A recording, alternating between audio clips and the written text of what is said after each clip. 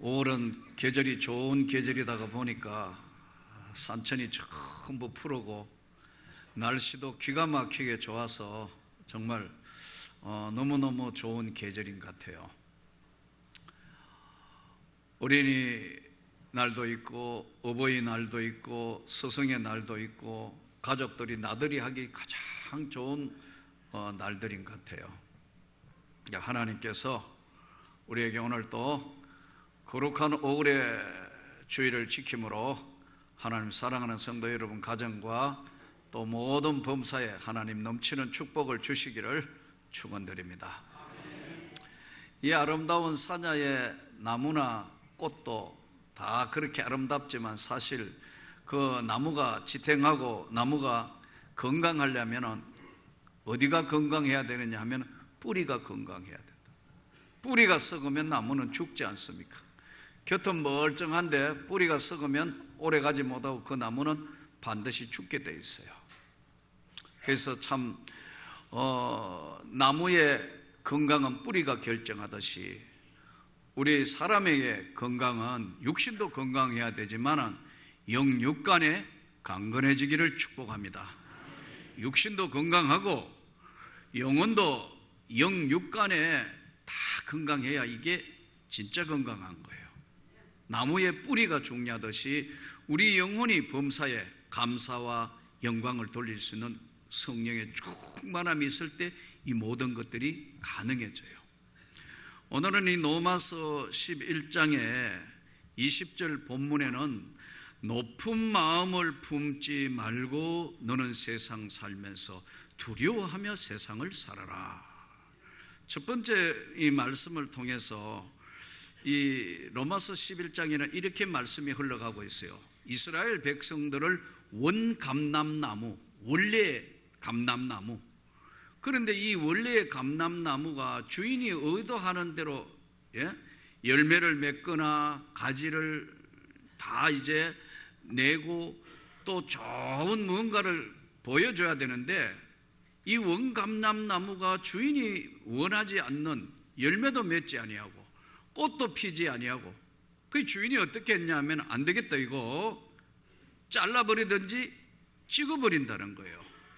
그래서 안 되니까 원가지 외에 나머지 다른 것을 가져와서 접붙임으로 이렇게 열매를 맺도록 한다는 거예요. 원감람나무가 누구냐 하면 이스라엘 백성들이에요. 그리고 이스라엘 백성들이 원감람나무는 우리는 바로 접붙임 당한 감람나무라는 것을 설명하고 돌감람나무로 설명을 하고 있어요. 그래서 이스라엘 백성이 원래의 백성들이 하나님의 사람들이고 하나님이 선택한 족속이었는데 하나님의 뜻을 이루지 않는 것이니까 찍어버렸다는 거예요. 그래서 원감람나무도 아끼지 않았는데 접붙이면 이방나무인 접붙이면 너희도 하나님 말씀대로 살지 않을 때는 언제든지 찍어버릴 수도 있다는 거예요. 그러므로 결론적으로 너는 하나님 앞에 사는 삶에 높은 마음을 품지 말고 두려워해라. 하나님 섬기는 것을. 사실 가정은요 사랑으로 모든 것이 이루어져 있기 때문에 사랑이 없으면 가정은 언제나 문제가 생기게 돼 있어요. 사실 어린아이들 오늘 얼마나 귀한지 몰라요. 5층에 저기 지금 어린이 놀이터를 좀 만들어 놓으니까 애들이 얼마나 좋아하는지 몰라요. 너무너무 뛰어노고 그 엄마들도 얼굴 표정이 보이 너무 좋아요. 그런데 어떤 분들은 애들이 왜 이래 설치지? 이런다고. 설치는 게 아니고 애들은 꽃과 같아요. 애기가 없는 가정은 삭막해요, 여러분. 그러니까 애들이 이 꽃과 같다고. 이 꽃과 같다. 아름다운 꽃을 보는 것과 같은데 이 아이들이 교회에서 행복해하고 애기 엄마들이 행복해하고 기뻐하는 정말 예수님 말씀대로 어린이와 같이 돼야 천국에 들어간다고 그랬어요. 아이들은 단순하잖아요. 아이들이 교만한 애들이 있어요. 애들이 뒷짐지고 뭐 이런 애 없잖아요. 그 약간 이상한 애 아니고는 그런 애 없어요. 애들은 단순하고 애들은 굉장히 그냥 엄마 아빠만 쳐다보고 그냥 뛰어노는 거예요. 높은 마음을 가지지 마라. 두려워해라. 그랬어요. 그러니까 이게 이제 교만의 반대가 겸손인데, 겸손은 내가 겸손하자고 해서 겸손해지는 게 아닙니다. 저는 교회 안에서 저는 여러분들이 모두가 반말을 좀 안 하면 좋겠어요. 아멘. 전부 다 서로 경어를 쓰면 좋겠어요. 목사님, 저한테 반말하는 사람은 잘 없더라고요. 근데 반말하는 사람이 가끔 있습니다, 여러분. 그럴 때마다 깜짝깜짝 놀래요. 저한테도 반말한다니까요. 있어요. 그럴 때마다 주야, 제가 이 정도면 아마 여러분 사이에는 뭐 나이 좀 차이 나거나 막 반말하는데 반말하지 마세요. 하나님 별로 기뻐하시지 않아요. 교회는 모두가 인격체예요. 그렇게 해주시기를 바랍니다. 저도 참 잘 안 되더라고요. 이게 제가 가르치던 제자도 뭐 벌써 권사가 돼 있고 이러다가 보니 나도 모르게 이제 말이 툭 튀어나올 때 아차 이러면 안 되는데, 그런데 항상 말에는 다르고 다르다 그랬어요. 똑같은 말이라도 예를 들어서 김 집사를 부른다 하면 김 집사님 감정 없죠? 김 집사가 제일 많으니까, 김씨, 이씨, 박씨가 많으니까 김 집사 이렇게 하는 거하고 김 집사님, 이 다르고 다르라, 어감이요, 감정이 실리는 거거든요. 그래서 높은 마음을 품지 말고 언제나 겸손하게, 교회는 서로 섬긴다 생각하면 문제가 없어요. 내가 대접을 받는다고 생각하면 그때부터 교회는 문제가 생긴, 병이 생긴 교회예요. 여기는 다 주님을 섬기는 사람만 있는 겁니다. 여기 저도 주님을 열심히 섬기기 위해서 나름대로 최선을 다하고, 모두가 다, 온 성도 모두가 섬길 때 하나님의 나라가 그 안에 있는 거예요. 높은 데 마음을 두지 마라. 원감람나무도 찍어버리는데 접붙임 당한 너희야 말할 것도 없기 때문에 높은 데 마음을 두지 말라. 어린이처럼 되기를 축복합니다. 아이들이 교회 안에 참 있는 거, 이거 좀 눈살 찌푸릴 일이 있다 하더라도 잘 사랑으로 감싸주고 그걸 안아주고 그렇게 해야 됩니다. 할렐루야. 우리가 세상 사는데 높은 마음을 품고 하나님의 은혜를 저버리지 않으려면 몇 가지 조심해야 되는 게 있어요. 첫째는 우리가 사는 세상이 염려 많은 세상이기 때문에 예수님 뭐라고 말씀하시냐면 너무 염려하지 말라. 자꾸 염려하다가 보니까 어떤 마음이 생기냐 하니까요, 위축이 돼서 하나님의 마음하고는 다른 마음이 생겨가지고 하나님 말씀에서 멀어져요. 그래서 예수님이 염려해가 해결될 게 있고 염려해서 해결 안 되는 게 있기 때문에 염려하지 말라. 하나님을 믿으니 또 나를 믿으라. 믿어야 된다는 거예요. 그러니까 우리가 교만해지지 않으려면 하나님을 믿으면 삶의 자세가 확실하게 달라지니까요. 또 한 가지는 하나님이 인생 전체를 섬세하게 인도하고 계신다는 걸 믿으면 하나님의 영광을 보게 될 거다. 또 한 가지는 분을 내지 말라, 성내지 말라. 이 성 안 내고 사는 사람이 있나요? 없잖아요. 그런데 성내지 말라는 건 무슨 말이냐 하니까요, 분을 품어도 해가 지도록 품지 마라. 이게 분한 마음이 마음에 상처가 되고 가슴이 아프고 힘들지만 이거를 잘 때까지 품어가 두지 말라는 거예요. 품는다는 게 뭐죠? 그거를요, 분을 가슴에 새기게 되면 그 다음부터는 은혜는 어디로 가고 없어져요. 그래서 잘 풀기를 축복합니다. 높은 마음을 가지지 말은 것은 너무 염려하지 마라. 그리고 분을 품지를 마라. 분을 품으면 얼굴이 달라지고 혈색이 달라지고 숨이 가빠지고 여러 가지 모든 마찰의 모든 원인이 분내는 데 있는데 이걸 해가 지도록 품고 잠을 자고 그렇게 하지 마라. 다음 날 되면 너 깨끗하게 다 거기서부터 해방이 되라. 할렐루야. 또 한 가지는 어떻게 해야 되느냐? 너는 마음을 낮은 데에 두라. 높은 마음을 가지지 말라는 것은 나보다 좀 못한 사람을 항상 봐야 돼요. 여러분, 좀 잘 사는 사람이 있다 하더라도 나보다 훨씬 잘 사는 사람 쳐다보면요, 항상 비교해서 나는 비참해지는 거예요. 그러나 나보다 더 가난하고 나보다 더 힘들고 나보다 더 외롭고 고통스러운 사람들에게 낮은 대로 임하면 나는 항상 행복해질 수 있어요. 나는 항상 겸손해질 수 있다고요. 그러지 않으면 이 경쟁 사회에 모든 게 불평이고 모든 게 불만이에요. 왜 교회가 사랑이 있느니 없느니, 교회에서 사랑이 있느니 없느니 하는 사람들의 특징이 뭐냐면 본인이 사랑이 없습니다. 본인이 사랑이 있는 사람은요, 사랑이 있느니 없느니 이야기를 안 해요. 왜냐하면 사랑으로 감싸기 때문에. 그래서 오늘 높은 데 마음을 두지 말고 하나님의 마음에 합작하려면 근심하지 마라. 물론 염려해야 될 거 없잖아. 있을 수 있겠지만 해도 안 되는 염려는 아예 하지 말고 비워라. 분을 품어도 해가 지도록 마귀가 틈을 못 타도록 분내지 마라. 그리고 너의 마음을 낮은 데 두어라.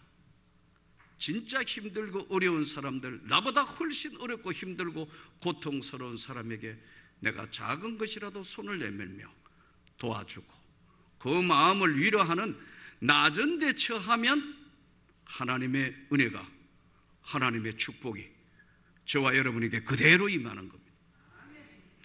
두 번째, 이제 오늘 로마서 25절의 말씀에 형제들아, 내가 너희가 스스로 지혜 있다 하면서 이 신비를 너희가 모르기를 내가 원하지 아니하노니 이 신비는 이방인의 충만한 수가 들어오기까지 이스라엘에 들어는 우둔하게 된 것이라. 이방인의 충만한 수, 이방인의 충만한 수, 이 숫자가 어떤 것이며 들어는 우둔하게 되었다, 아둔하게 되었다. 우둔이는 뭐죠? 우둔하다는 건 뭐죠? 분별을 못한다는 거예요. 이스라엘 백성들이 마음이 높아져 있고 자기가 최고다 생각하는데 예수가 이 땅에 오셨는데 분별을 못하는 거예요. 왜요? 자기가 높으니까. 그러니까 유대인들은 자기가 율법 지키고 있으면 최고인데 예수가 왔는데도 예수를 믿지 않는 거예요. 마음이 높은 데 있으니까요. 그랬죠? 이방인의 충만한 숫자가 들어오기까지 완악하게 됐다. 원감람나무도 원하지 않을 때는 하나님이 찍어버리신다. 그런데 접붙임 받은 이방인 너희들은 더 말할 것도 없는데 마음을 높은 데 두지 마라. 낮은 데 두어라. 그리고 이방인의 충만한 숫자가 들어오기까지는 너가, 이것이 바로 이방인의 충만한 숫자가 들어오기까지 우둔해져 있다. 분별력을 상실했다. 여러분, 오늘 주의 말씀을 들으면서 잘 분별하기를 축복합니다.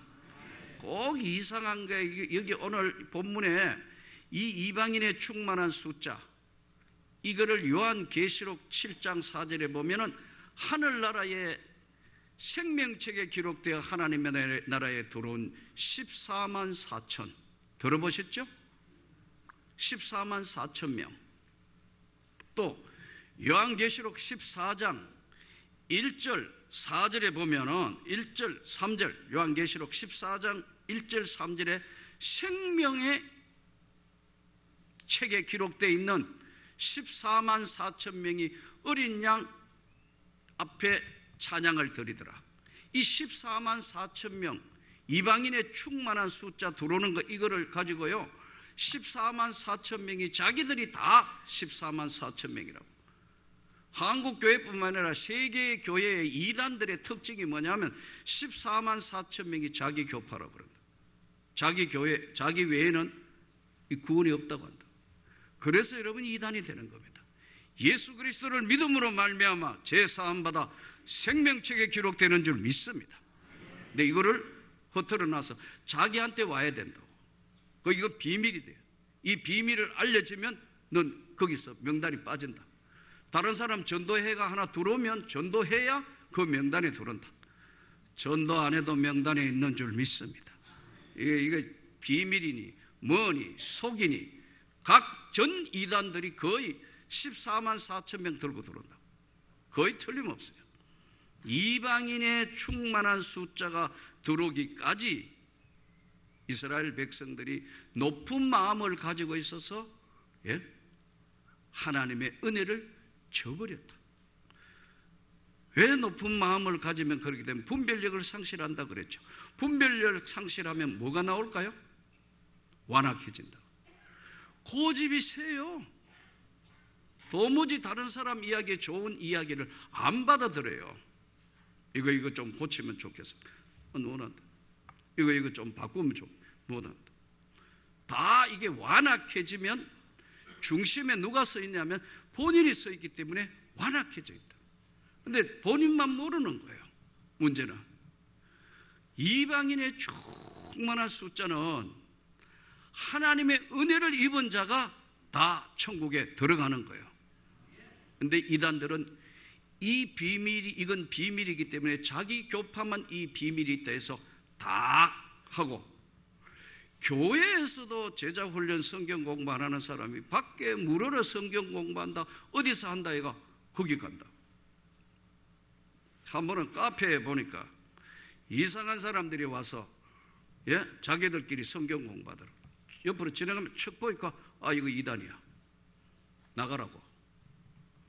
나 카페 손님 나가라 한 게 처음이에요. 근데 뭔데 나가라 하느냐고 막 따지더라고. 그래서 내가 카페 사장이 나라고 하죠. 나가라고 하죠. 하지 말라고 여기서. 이단이 여기 와가지고 여기 성경 공부하고 빨리 나가라고 내가 소리를 질렀다. 여러분 보세요. 여기 교회에서 말씀 공부를 해야 되는데 교회에서는 안 하고 엉뚱한 데 가가 하니까 그냥 엉뚱한 잘못된 것이 돌아가지고 이게 헤어날 수 없는, 미혹되고 완악하게 하니까 하나님의 말씀을 흩어져 버렸어요. 구원받은 하나님의 백성은 특징이 말씀드린 대로 겸손한 거예요. 겸손할 때는 시야가 넓어져서 세상이 보이는 거예요. 하나님의 은혜의 세계가 흘러가는 것이 보이는 거예요.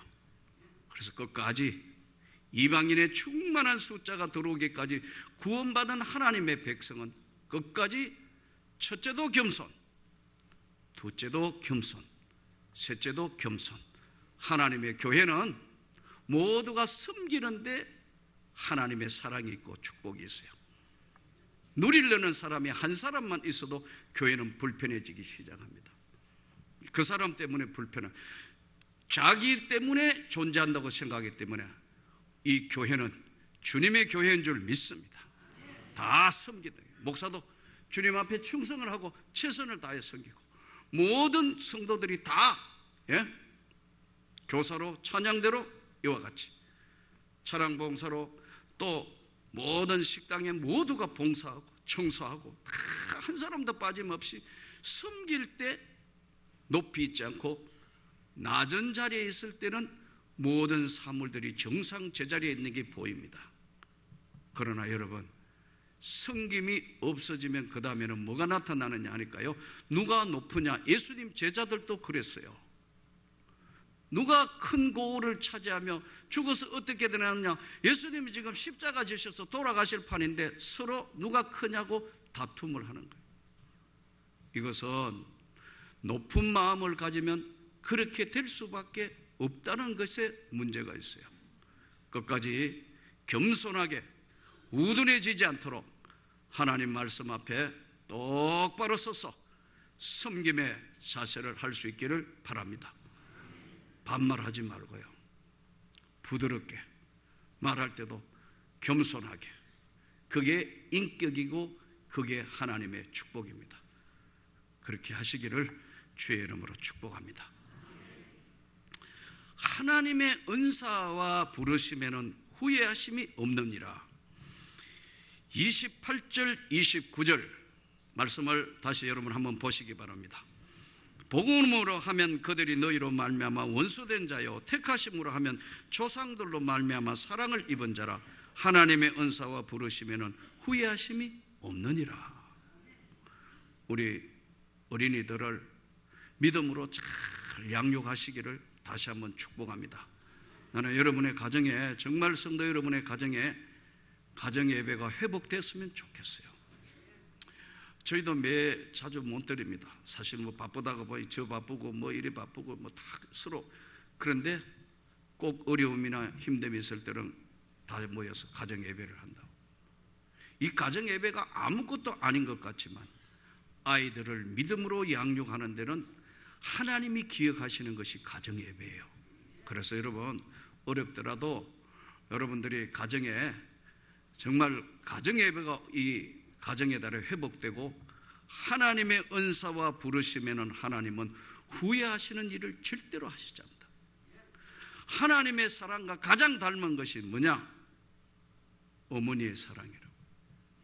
저는 대학교 때 전국대회 시합을 하러 갔다가 왼쪽 대퇴구를 다쳤는데 일어서지도 못했고 겨우 실려 나와가지고 병원에 나왔는데 어떻게 할 수 없는데 이 왼쪽 대퇴골이 빠져나왔어요. 요즘처럼 뭐 좋은 정형외과가 있고 뭐 이랬으면 되는데 집도 가난하고 힘들고 어디 갔느냐 하면 접고론에 가가지고 뼈를 맞춘 거예요. 빠졌으니까. 했는데 이게 밀려 들어가면서 문제가 생긴 것 같아요. 안 낫는 거예요.